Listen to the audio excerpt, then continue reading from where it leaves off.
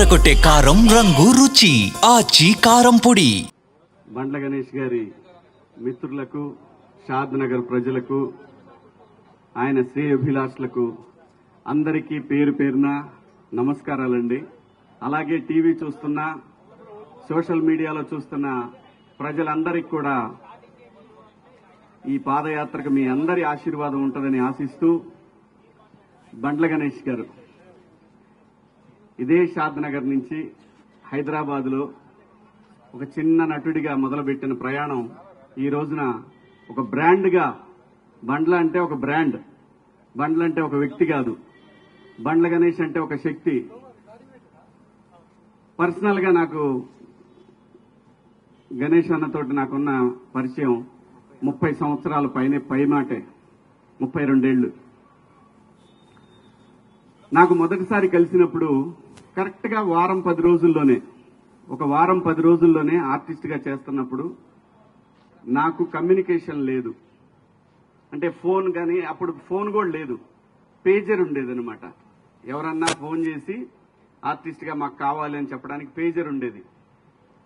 నేను ఈ మాట ఇప్పుడే కాదు, చాలా సందర్భాల్లో చెప్పుకున్నా. నేను అది ఈ పరిశ్రమలో నాకు మొదటిసారిగా అవకాశం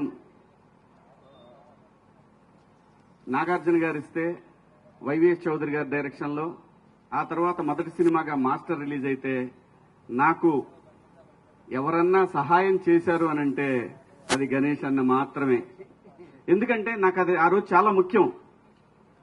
మనకి టెలిఫోన్ ట్రంక్ కాల్స్ ఇలాంటివి ఉన్నప్పుడు, ఒక ఇంపార్టెంట్ విషయాన్ని చెప్పాలి అన్నప్పుడు గంటలు, రోజులు తరబడి జరిగేది. అలాంటిది ఆ రోజు నా కమ్యూనికేషన్ అనేది, అప్పుడు అది ఎంత కాస్ట్ కూడా తెలుసా మీకు? అది 4,000 5,000 ఉండేది. అది రే శివ ఇది ఉంచుకోరా, ఎందుకంటే రూములకు రెంట్లు కట్టడానికి కూడా డబ్బులు ఉంటాయి కాదు, తనకు తెలుసు. సో అలా మా ఇద్దరి మొదలైన పరిచయం. గణేష్ అన్న ఈ రోజు ఇంతవరకు వచ్చాడంటే దీని వెనకాల చాలా చరిత్ర ఉంది. ఎంతమందికి సహాయం చేసి ఉంటాడు, ఎంతమందికి ఆస్తులు కొనిపెట్టుంటాడు, ఎంతమందికి తనకు తెలిసిన ఒక మాట సాయాన్ని వాళ్ళు కోట్ల రూపాయలు సంపాదించుకునే స్టేజ్కి తీసుకెళ్లగలిగాడు. ఇదంతటి కారణం ఏంటంటే, మనకు మనిషికి కావాల్సిన ఒక మంచి మనసు, ఓ మంచి సంకల్పం. వీడు బాగుండాలి, వీళ్ళు బాగుండాలి, నన్ను నమ్మి వచ్చారంటే వీళ్ళు నాకన్నా బాగుండాలి అనుకునే ఒక మనస్తత్వం బండ్ల గణేష్ అన్నది. అలాగే చంద్రబాబు గారి విషయంలో అసలు పార్టీలతో సంబంధం లేదు. గణేష్ అన్న అందరవాడు. స్వతహాగా తన కాంగ్రెస్ అభిమానం చెప్పి ముందు నుంచి ఆయన చెప్పాడు, అది మనందరం చూసాం. ఇప్పుడు చెప్తాడు, రేపు చెప్తాడు. మాట మార్చే రకం కూడా కాదు. ఒకవేళ తప్పు చేస్తే లేదు లేబ్బాయి పొరపాటు అయిపోయిందని చెప్పే రకం. అది ఎవరికి ఉంటుందంటే ఒక నిజాయితీ పరుడికి మాత్రమే అటువంటి లక్షణం ఉంటది. తప్పు జరిగినప్పుడు క్షమాపణ చెప్పడం తప్పు కాదు, పొరపాటు జరిగినప్పుడు నేను మన్నించండి అంటాం తప్పు కాదు. అలాంటి ఒక మంచి మనిషి అంటే బండ్ల గణేష్ గారు. ఏదో ఇప్పుడు చంద్రబాబు గారు ఎందుకు అనుకోవాలి అసలు చంద్రబాబు నాయుడు గారి గురించి? ఆయనకి చంద్రబాబు నాయుడు గారు చేసిందేముంది? ఏమీ లేదు. కానీ సమాజానికి చేసిందాన్ని తన గుండెల మీదకి తీసుకొని ఇన్ని కోట్ల మందికి జీవితాలనిచ్చిన మహాన్ మనిషి జైల్లో ఉండటం ఏంటనేది ఆయన మనసులో పడింది. ఆ రోజున పడి ఒక ఏదైతే మనకి కృష్ణా గోదావరి నదులు ఒక చిన్న డ్రాప్ తోనే మొదలైతాయి, అలాంటి ఒక డ్రాప్ ఒక మహా ఉద్యమంగా మార్చగలిగాడు. ఆ మహా ఉద్యమమే ఆ నాయకుడు చంద్రబాబు గారు బయటికి రావడానికి అంతమంది జనాలు, అన్ని కోట్ల మంది జనాల యొక్క ఒక వైబ్రేషన్ ఆయన బయటికి రావడానికి కారణమైంది. ఆ కృతజ్ఞత భగవంతుడికి ఏదైతే తను మాట ఇచ్చాడో, మా నాయకుడు ప్రజల మనిషి బయటికి రావాలని కోరుకున్నాడు. ఆ కోరిక మేరకు ఆ భగవంతుడు కరుణించి ఆ రోజున బాబు గారికి బెయిల్ రావడం, బయటికి రావడం. ఆ తర్వాత ఏం జరిగిందో మీరు అందరూ చూశారు. మరి ఊరికే మాటలంటాం అందరికీ సాధ్యమే, ఎవరైనా అనొచ్చు ఒక మాట.